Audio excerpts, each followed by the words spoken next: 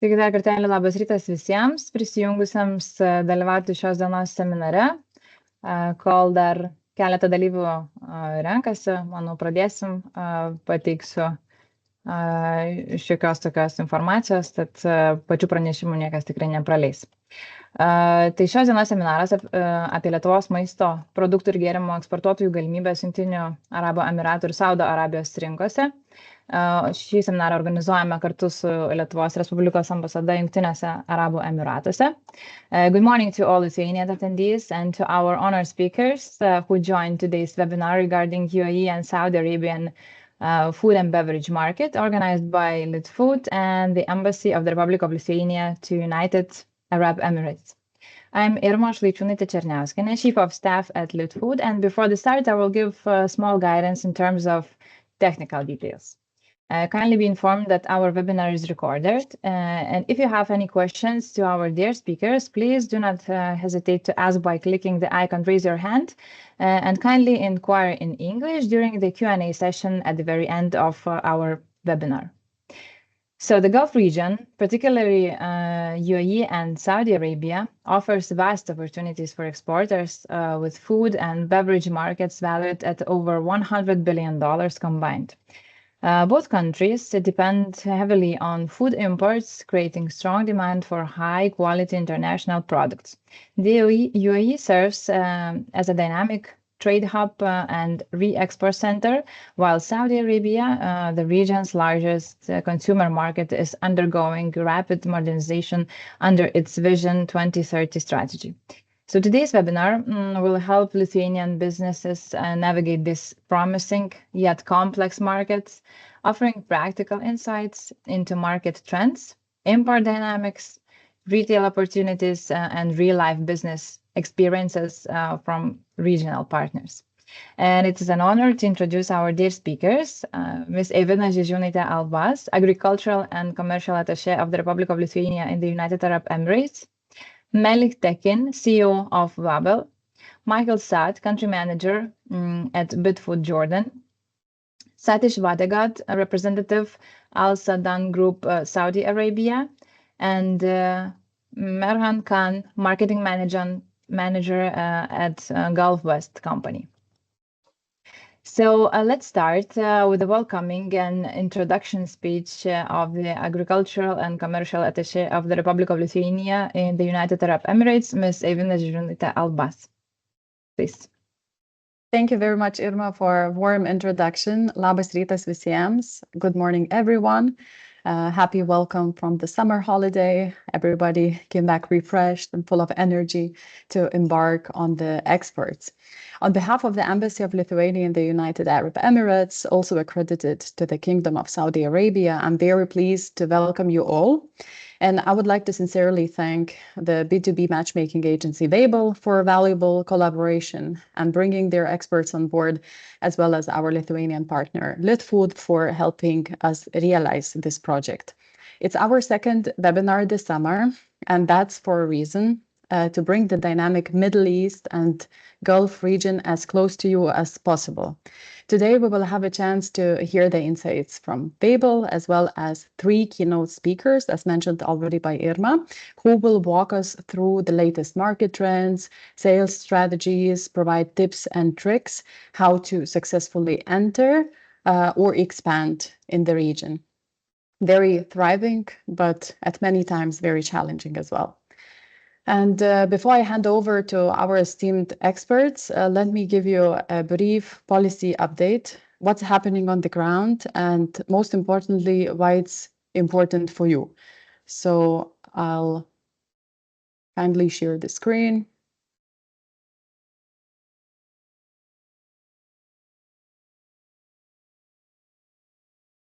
Don't worry, it's just the one slide, not 10 prepared. Okay, so we can see everything. Yes, starting with the UAE, until now, food safety standards varied between the Emirates, and from early this year, not anymore.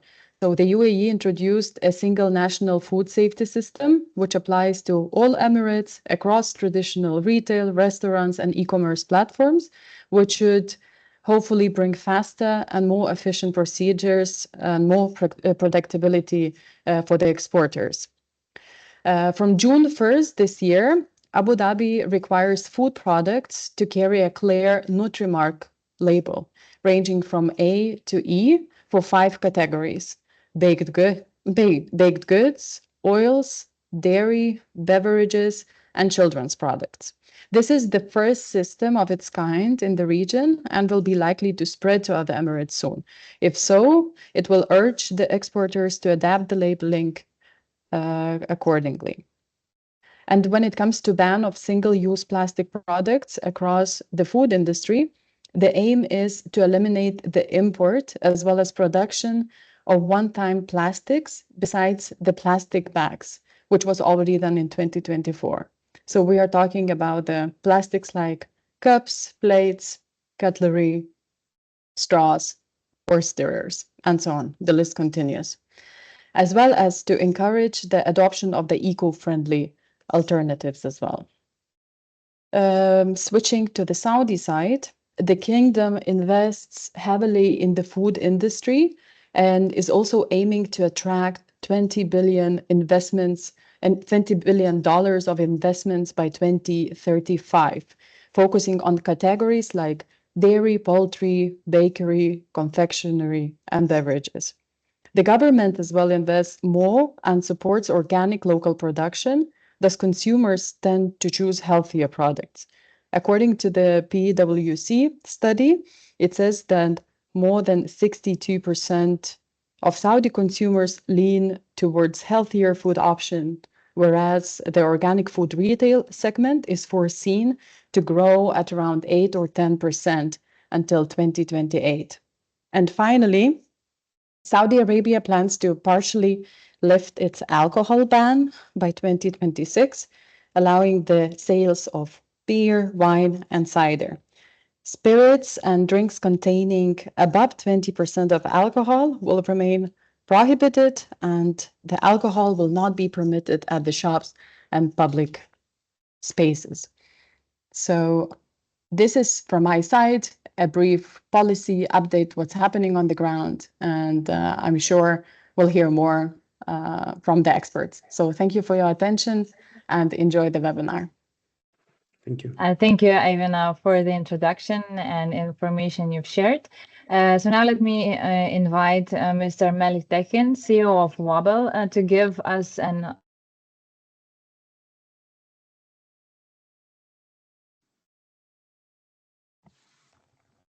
Irma, you're muted. I'm sorry. I will repeat once more. So now I would like to invite Mr. Melik Tekin, CEO of Wobble, to give us an overview of the UAE and Saudi Arabian F&B market trends and insights with a special focus on business potential in Dubai. Thank you. Thank you again, everyone. Yeah, welcome. We can see your screen. Yeah, everything is good. So welcome, everyone. My name is Mili. I'm the CEO of Wobble. As highlighted, I would like to thank first of all to LitFOOD for Irma and Diana from our team to make this cooperation happen.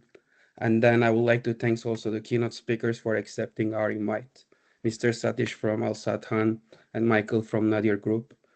So I will give you brief insights about what Wobble is and how we can help the companies to grow their exports. I will have only a few slides. I will leave the professionals to the floor. But let me just give you a little bit brief. So just to start with the name, Wobble, it stands for white label. The company name comes from there. So when we start the company back in 12 years, so we were organizing only private label meetings. Private label buyers was coming to our events, but we scale up. Now we are also hosting buyers who's looking branded products as well. And all part of the world, basically, we split the world to 2 pieces. And on the Middle East side, we are hosting the buyers from Asia, Africa, and Middle East, mainly in Dubai event. And we have an event in Europe as well, where we are having Americas and whole European buyers at one place. And we are trying to matchmake the meetings for you guys to make it filtered version of the trade show atmosphere.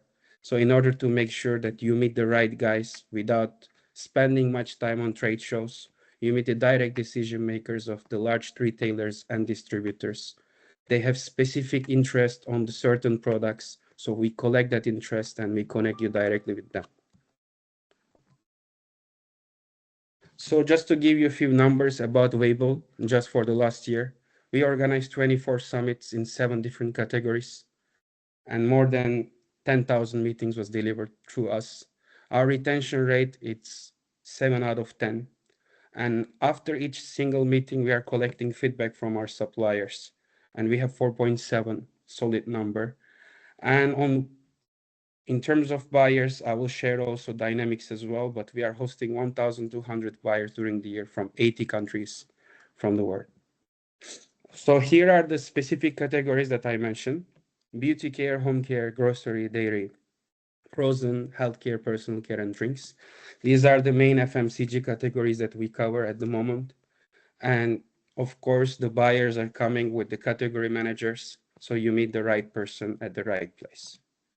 So here are some specific buyers, just to give you a bit of brief. So we are working with 3 to 4 type buyers, mainly retailer chains. And then we have food service companies. We are also working with distributors and online delivery companies as well. And also some food service HoReCa companies as well. So this is our portfolio. I'm sure that you are familiar with JAE from Lithuania. So they're our partners as well. And on the health and beauty side, Superdrug, Roseman, DM, Douglas, all the well-established retailers, specific beauty distributors, and also pharmacy chains are participating on our events on health and beauty category. So let me give you a little bit of market size and growth, expected growth on the market. When we look at the food service market in UAE, expected growth, yearly growth is 15%. By the 2030, they are aiming to be at 43 billion. And whereas in Saudi, it's also amazing. By 2030, they are expecting to be at 30 billion with a 10% growth a year.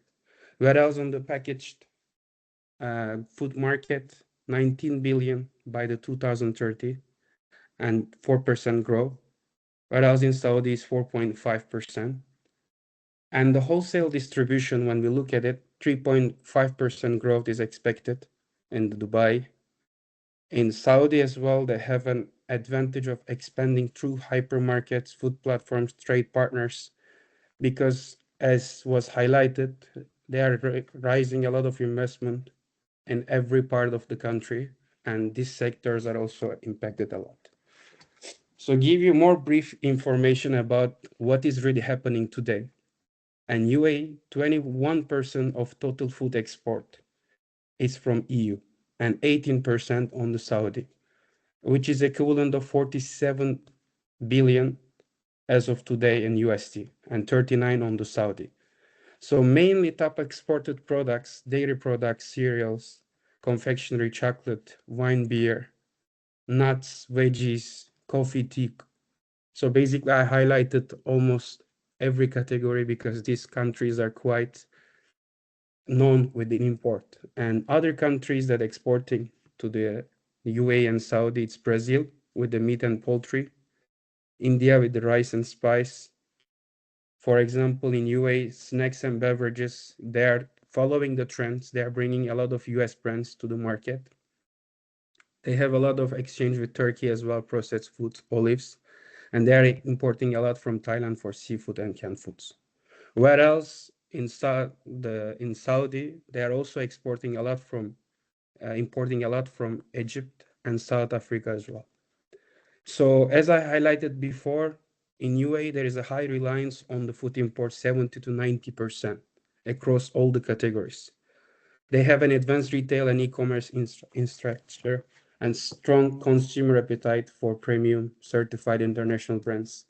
So they have standard halal certification and they have a flexible regulations. So on our events, just for your information, we are also inviting government representatives to make all these policies clear for our suppliers. So you are not only coming to an event to meet the buyers, but you are learning the market knowledge as well. On the other side, on Saudi, large and growing population with the rising incomes.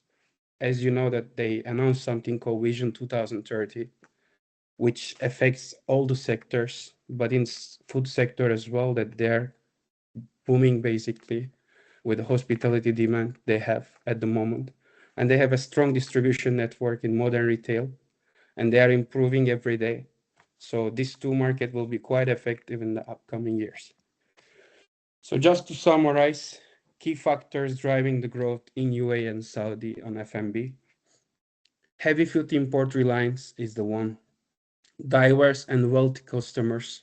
So as you know that they have high income shoppers on this area of the world. So they have a demand on premium ethnic, organic and clean label products.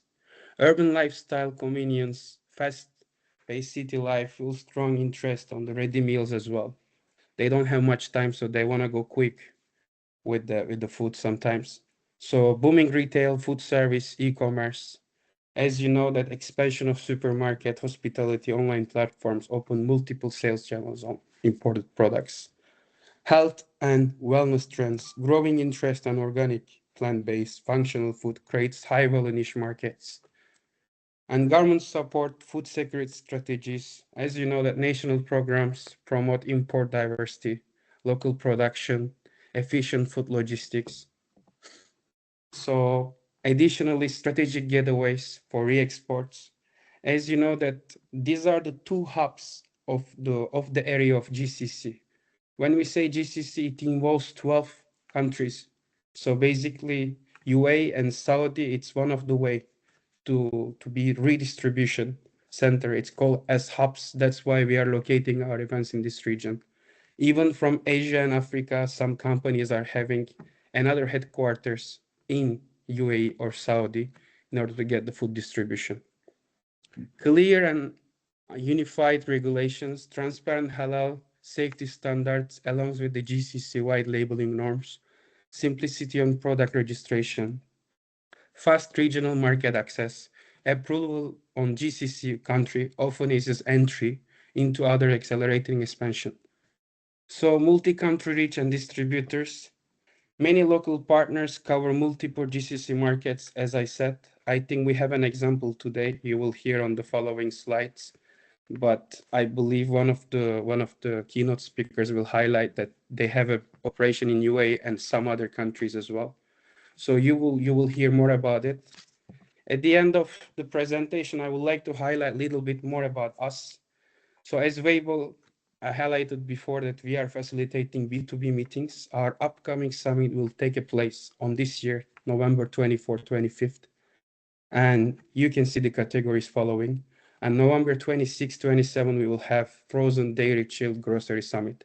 So where we are hosting roughly 100 buyers from the region, not only Middle East, as I said before, Asia and Africa as well. We are working with JD.com from China and ShopRite from Nigeria. So South Africa, Pick and Pay, and Australia Woolworths. So we are covering all around the world. So we are inviting people to one place to source through us.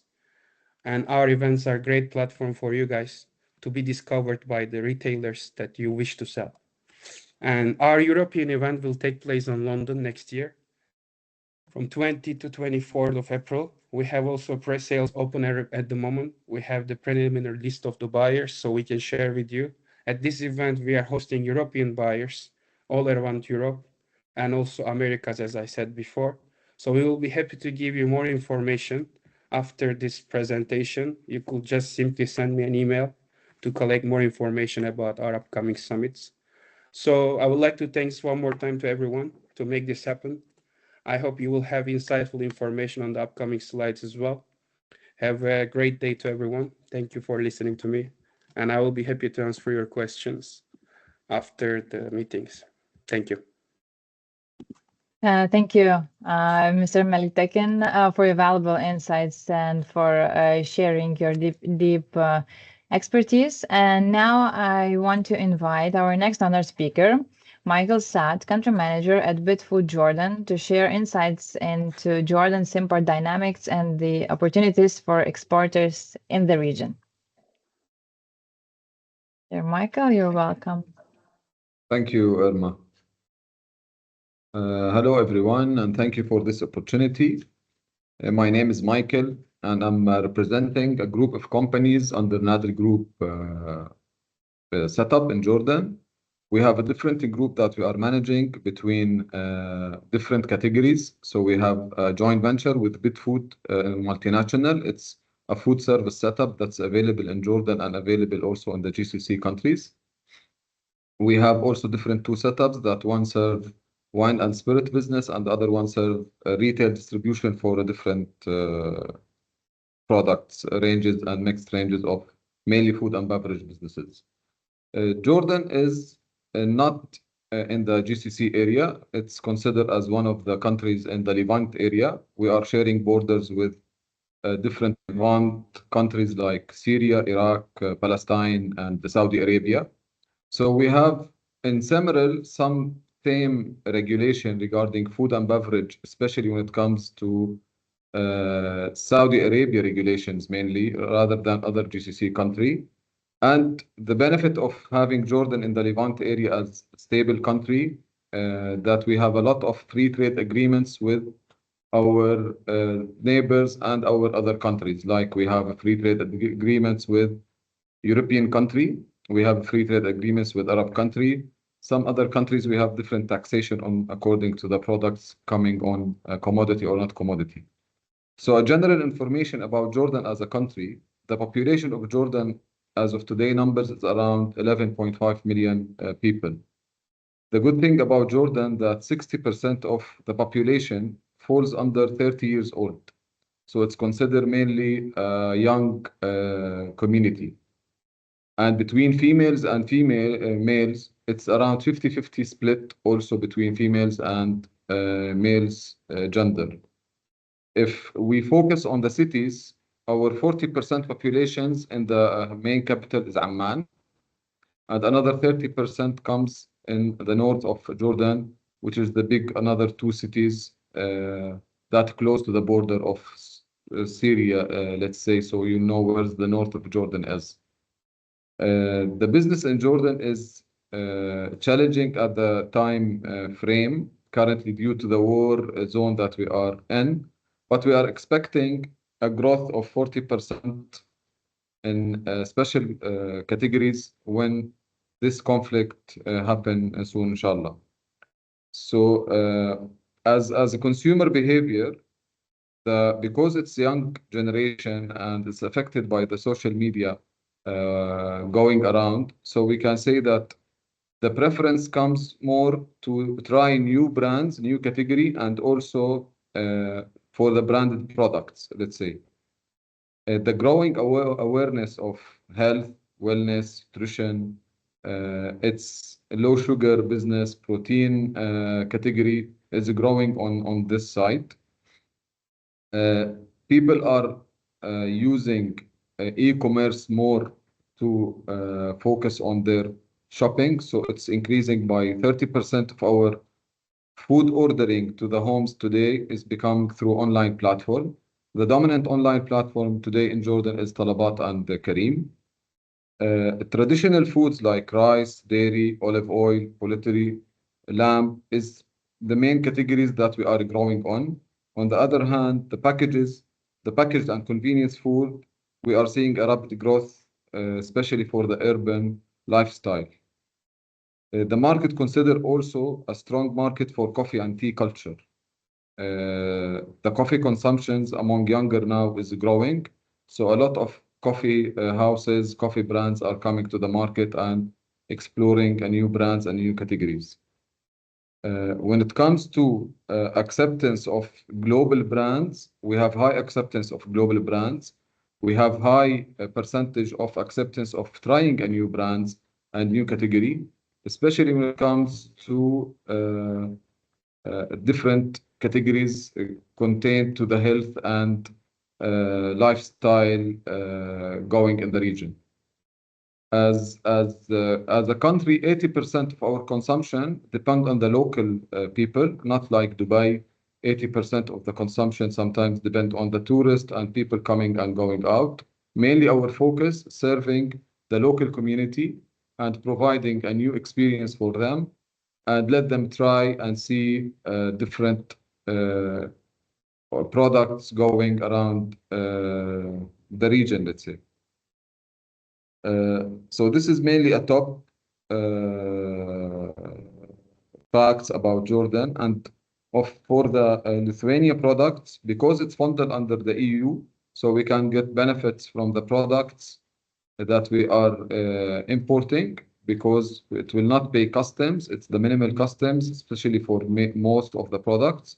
So this is make an opportunity to introducing a new products comes to Jordan from a different category.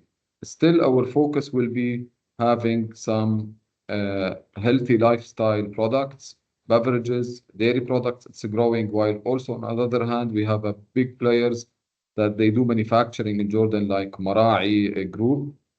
But still there is a new demand for specialty cheeses and other type of cheeses that the manufacturers here are not producing. So this is mainly about Jordan as a country, while also we have some connections and operations, especially for the food service business in the GCC through our partners, Bitfood in Oman, Bahrain, Saudi Arabia, and Dubai.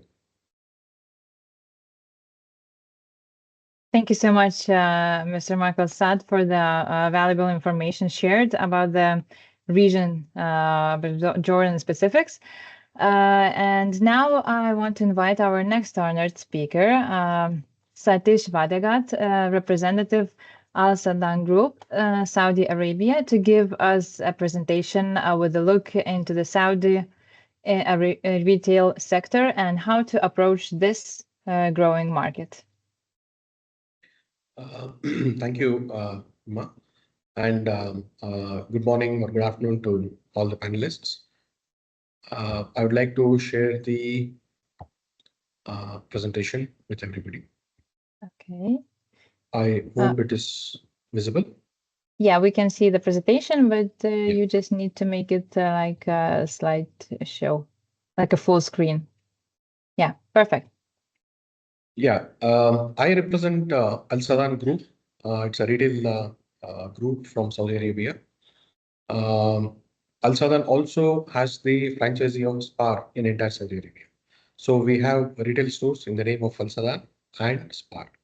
I'll just touch upon the background of Al Sadan Group, the number of stores what we have, and a brief update on Saudi market itself, like what is happening in the Saudi market.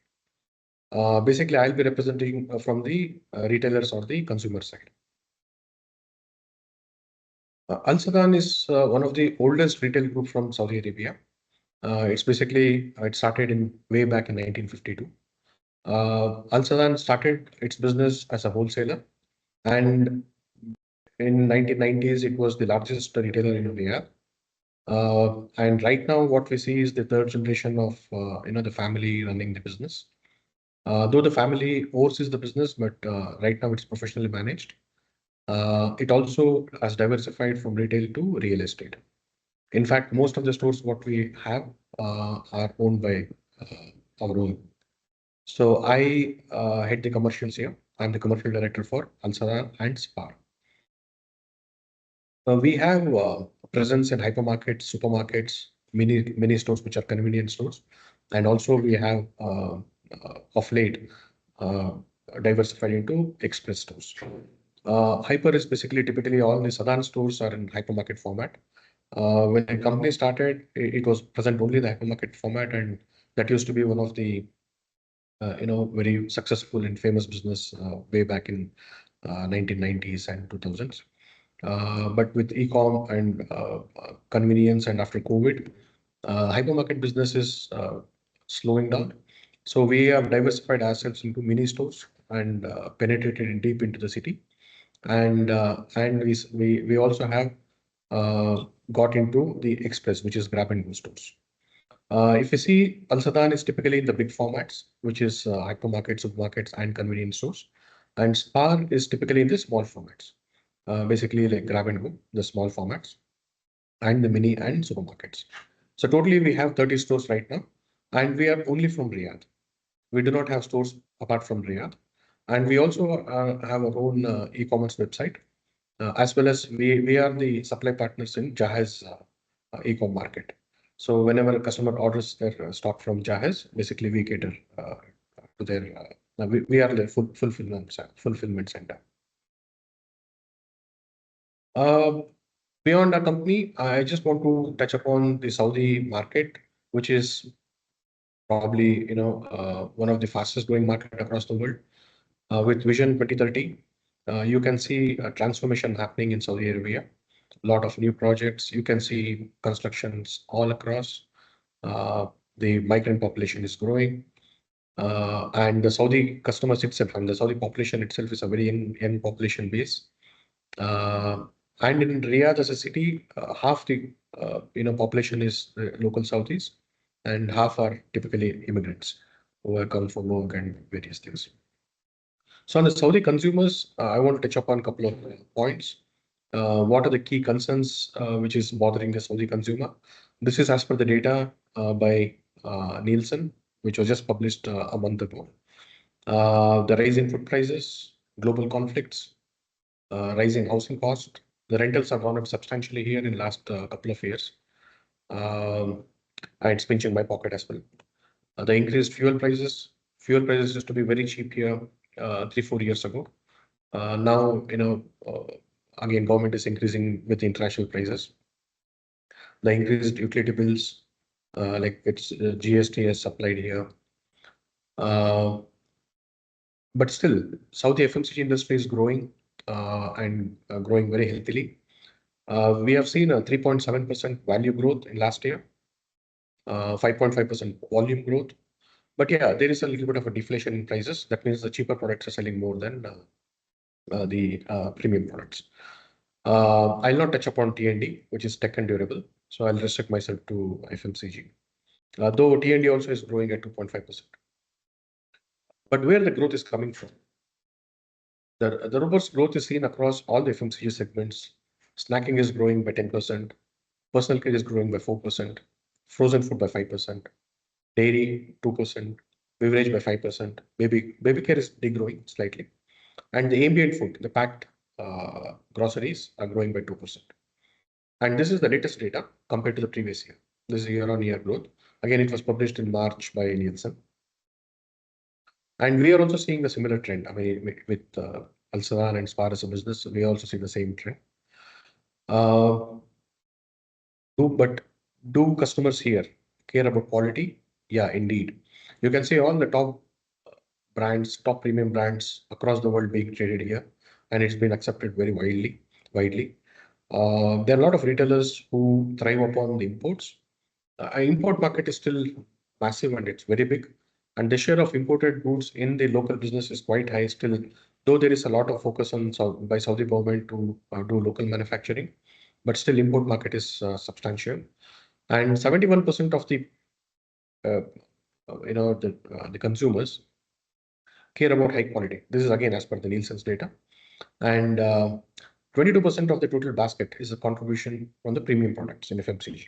So this gives an insight about the Saudi spending habits. So there is a room for premium products, quality products, and the local consumers do care about that. Again, the basket, where the basket grew, again, snacking, ambient, personal care, dairy. These are some of the categories which are seeing substantial basket size growth also. It is not only category growing, even the basket size also is growing. That means people are picking more of snacking or maybe bigger pack sizes. So the value growth is substantial in these categories, which are significant, I should say. And this is a small brief about the Saudi market. If any questions, probably I'll take it after the presentation. Thank you. Thank you for the perceptive presentation, Mr. Satish Madagad. And now let me invite our third honored speaker, Mr. Meran Khan, a marketing manager at Gulf West Company, to give us insights into the Saudi Arabian market based on Gulf West experience and perspective.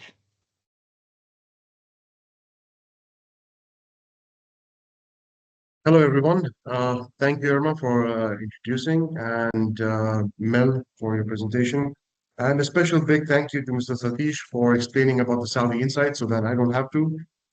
So without any further ado, I'd like to, explain about our company, what we do in Saudi Arabia.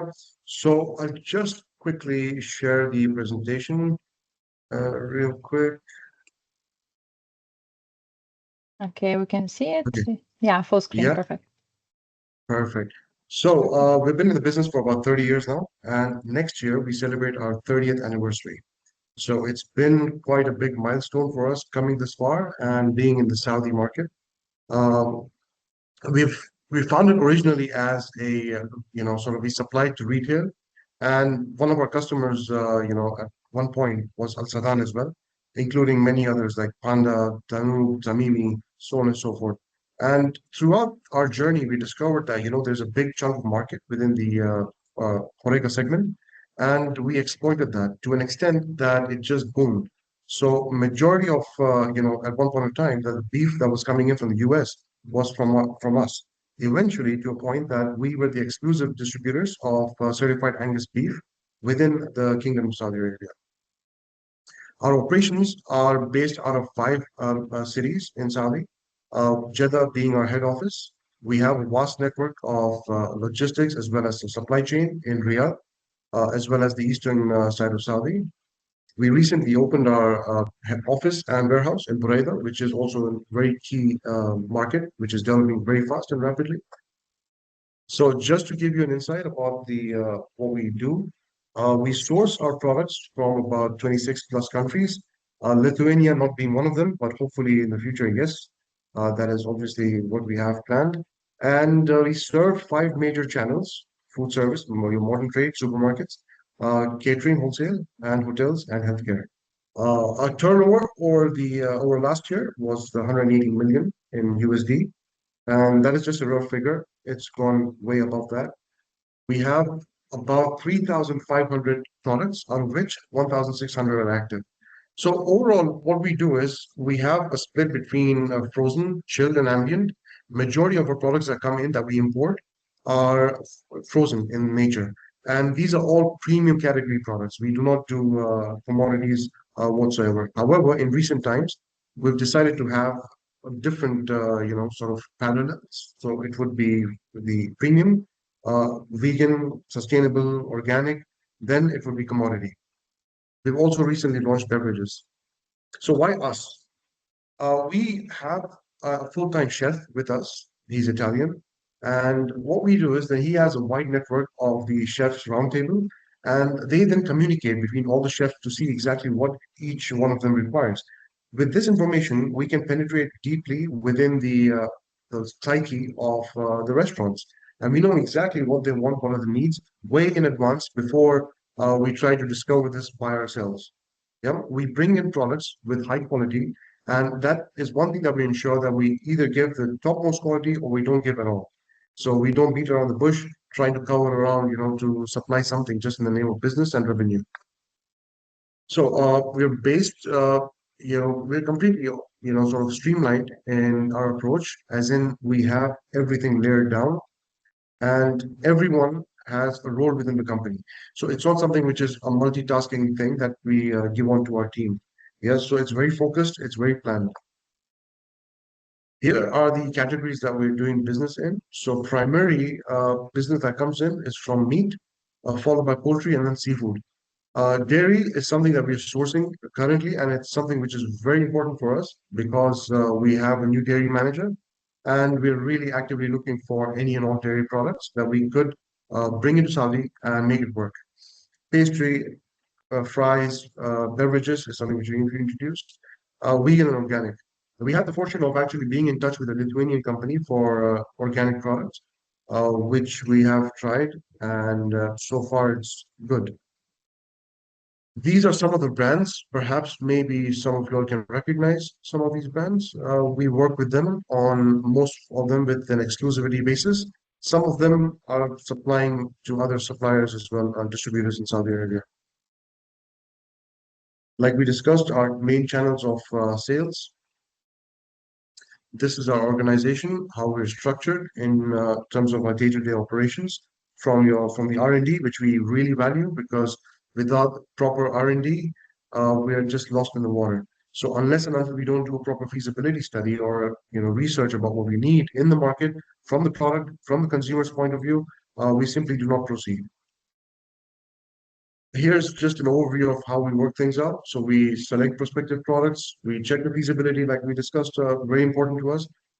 We get the approvals, we negotiate, get the proper procurement done, and enter the products into our system. We work with the SAP, so which is very streamlined and organized. We train our staff, which is very important. So we actively request our suppliers and partners to come down to Saudi to visit us and to also train our team.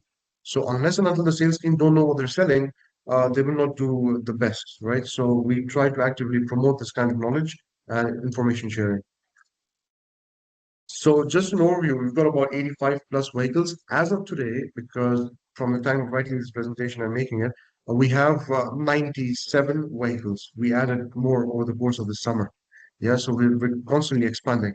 And with our new warehouse coming in the month, on the eastern side of Saudi, that number is set to increase even further.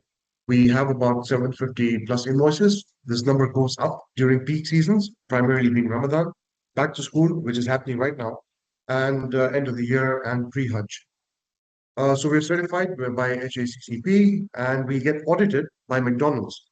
Now, McDonald's auditing is something which is strange because we don't supply to McDonald's. However, we do it so as our team in the operations can stay on their toes and they know exactly what the norms are, because McDonald's audit is very strict and rigorous. Marketing is very textbook, what I represent, and it's just the four P's, and we stick to the basics. Nothing too fancy, not going outside of the box, but yes, we try to do our best in order to succeed with what we have. We also do a lot of events. Now, this year, till now, we've done 11 events in Saudi Arabia. That includes the major food shows, like the Horeca show, which is happening in December, and the Saudi food show, which happened a few months back. We also partner with our brands, and we have standalone events and exhibitions. Also, in the month of June, we had our very own exhibition, so it was completely hosted from our side. We invited all our suppliers, they came in, and we invited all our customers under one roof to experience the products and have open discussions. 3 projects that we're currently working with, major projects, Red Sea Global, Neon, and Catrion. Catrion being the catering for Saudi Airlines, the national carrier of Saudi Arabia. So we've got a base of about 3,000 customers right now, and that goes up and down because some restaurants open, many close. So that's a figure that's more or less very spontaneous. We're certified with all the certification that we can get in order to maintain quality. These are essential. Now, some of the brands that we've introduced this year, like we touched on the topic of commodity, we've got rice, we're from India, which is typically a commodity product, but we've decided to introduce this into the Saudi market. We've also got in non-alcoholic beverages, as we discussed in the presentation, that alcohol being could be a possibility that it becomes legalized in Saudi Arabia, and to an extent it has. So this is just sort of something which is non-alcoholic, but yeah, a teaser. Skinny Genie is a brand coming in from UAE, which is organic. So that is one of our approach, like we discussed, that we are getting into the organic and sustainability market. We also partnered up with Unilever, UFS Food Solutions. They are our partners in Saudi Arabia for food service. So the future of GovBest, ideally, we strive to do better and better each year, come up with new ideas, innovations, and many different ways how to entrench ourselves in the market in a very sustainable yet successful way that we satisfy all our stakeholder needs. This brings us to the end of the presentation, and I think I'm running short on time, but That's okay. Correct me if I'm wrong. Yeah. So no, there's no something worries. else that You I'd can like continue. It's fine. Yeah, there's something else that I'd like to quickly show you, which was just the market insights. So yeah, before coming into Saudi Arabia, these are 4 things that I sort of summed up. Halal certification, very important. Without that, it's a big no to come into Saudi Arabia. So that's one thing that Lithuanian suppliers should keep in mind. Logistics, which is also very important. How the shippings would happen, by air, by sea. Typically, we deal with the Jeddah Islamic port, which is on the western seaboard. And we also have air freight, which we work with. So logistics would be a big, sort of good thing to have. Yes, the product quality and the freshness. So anything that comes into Saudi, again, like we discussed, 50% of our products coming in are, frozen, primarily because of long shipping times. So anything which has a short shipping time and is feasible and workable in the market is going to have a plus. So that is the USP basically. Longer the shelf life, fresher the product, that's a good combination. And we like we discussed, feasibility is very important. So we bring in samples, we discuss with our customers, we try and test it out. Also, additionally, these trade shows like Saudi Food Show and Horeca Show are very good primers to come down and test the market and see how, the products would be, or would they be accepted? And 9 times out of 10, they would be, because we rely on a lot of imports, as Mr. Satish had already mentioned before. So yeah, just we are a young country, many young people out here, many young ideas, new people. People are experimenting with things. They go to Europe, they go to America, they come back with ideas, new products, and food industry is big investment. The government is investing in multiple projects, and that is just set to go from here, as we see. 2030 is something to look forward to, guys. So I would really appreciate that. Or, I would really look forward to seeing you guys here in Saudi Arabia. And more than welcome to visit our facility if any of you all have the chance. Thank you so much for bearing through me all this while. And if there are any questions, I would be happy to take them post our finalization of the meeting. Thank you so much. Thank you so much, Mr. Marakan, for the shared experience and information. Now I would like to invite our Weibel team to introduce the details about the upcoming Dubai Summit and how to participate.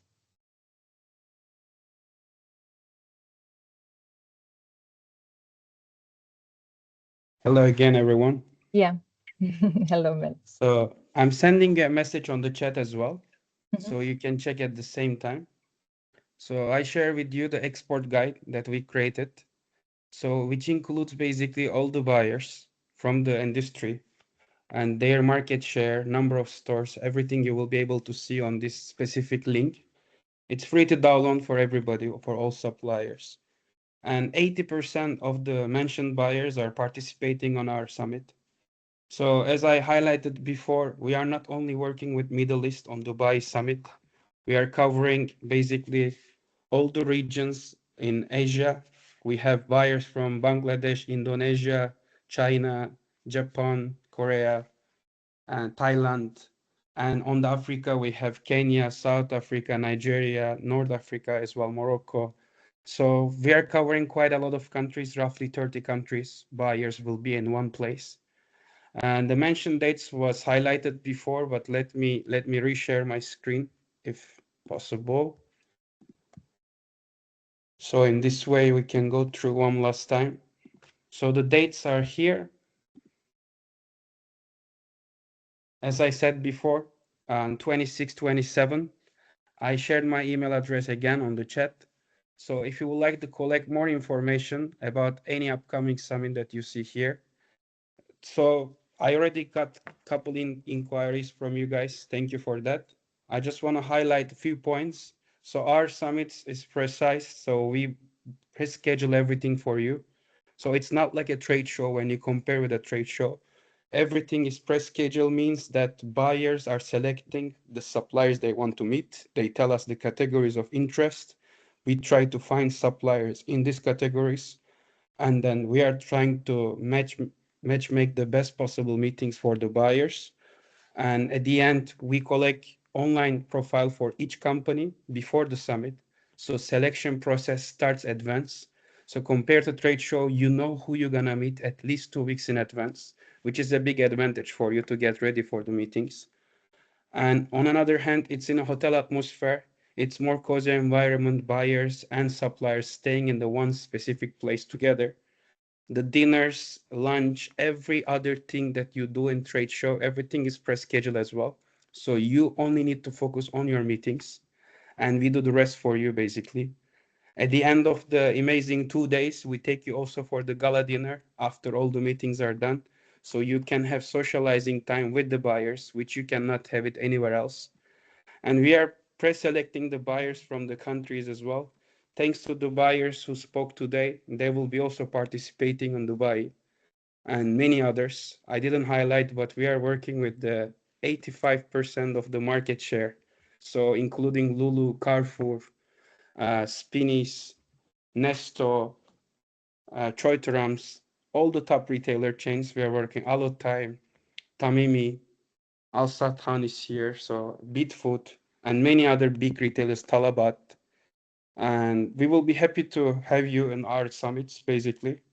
And especially for this summit, so we will give you a 10% discount. Whoever comes from this webinar, they will get 10% discount. And it will be available for 2 weeks. So during the 2 weeks time, if you email me, one of my sales member will get in touch with you and we'll follow up with you to see how we can collaborate together. Thanks again for the opportunity. If you have any further questions for the buyers and for us, please let me know. I'll be happy to answer. Thank you, Mr. Meliktekin, for great news and for the opportunity.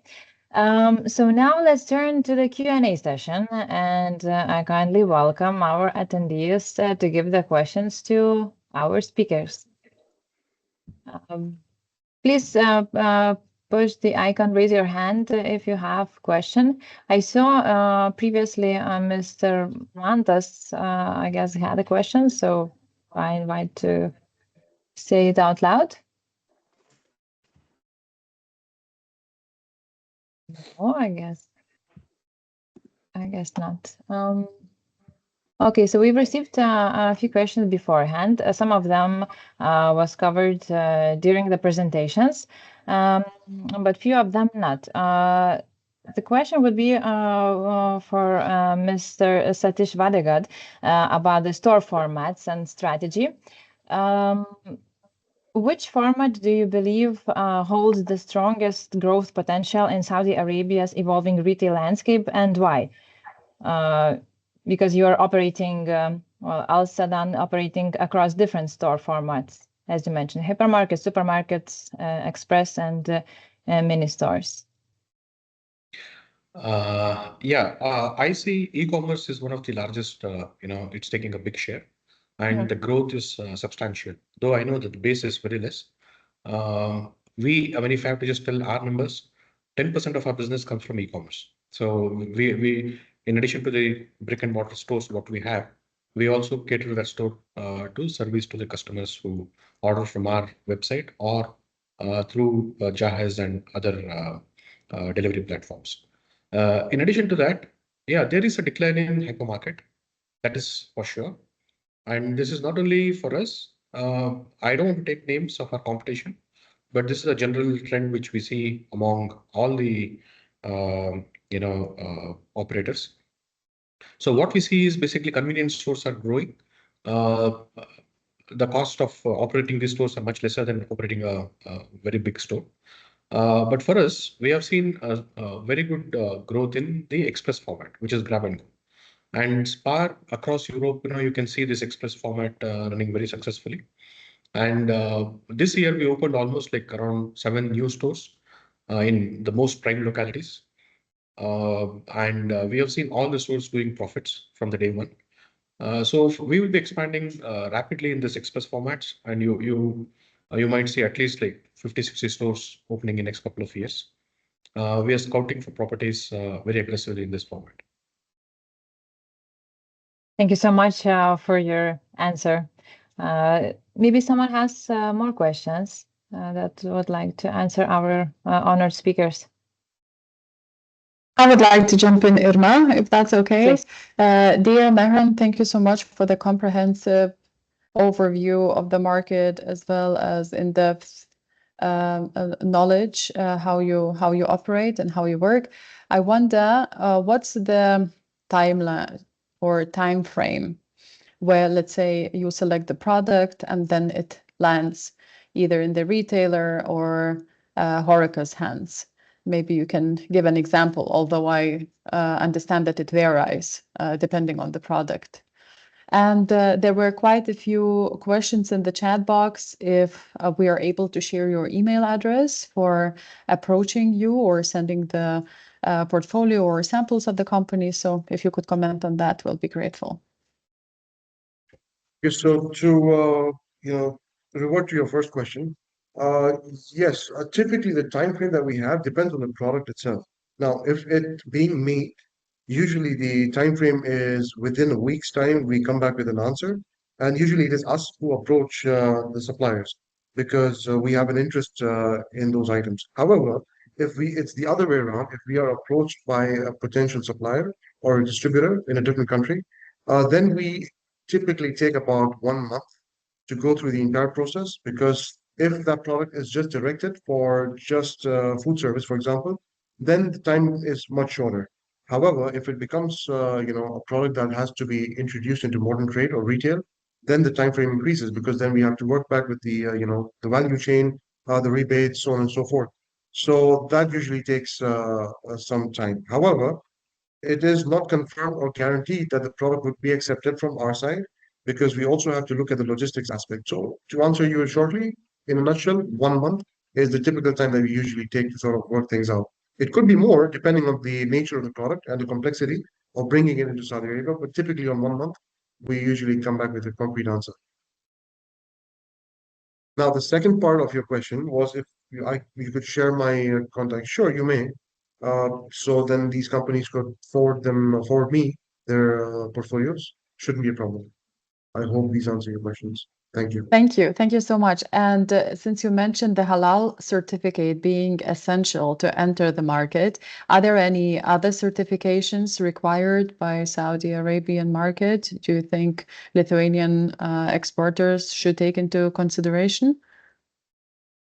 Yes, there is the SFDA, the Saudi Food and Drug Administration.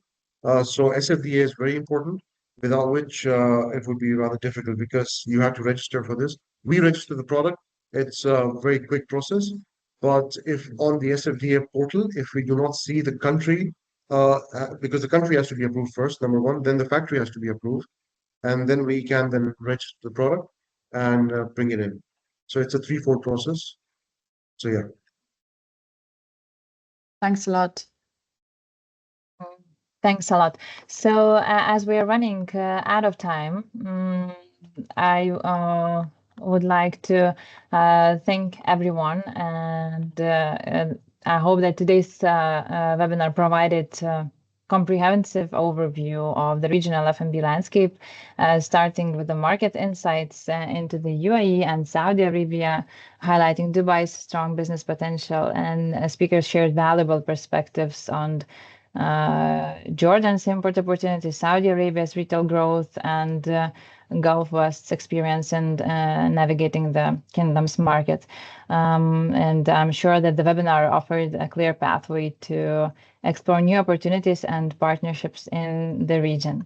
So once again, I would like to express my sincere thanks to everyone for being here. To Ms. Evina Jujunite Albas, Mr. Melik Tekin, Mr. Michael Sad, Mr. Satish Vadagad, and Mr. Maran Khan. Presentations and the record of the webinar will be shared with all of the attendees tomorrow. And all information about our upcoming events can be found at LitFOOD's website and LinkedIn account. And the final words from our side is that LitFOOD team wishes you a wonderful day and a cheerful start to the back to school season. Thank you, everyone. Indeed. Thank you very much for the valuable cooperation. And I guess I see you either at Horeca Trade Exhibition in Saudi or in Gulf Food, Dubai for sure next January. All the best. All the best. Thank you.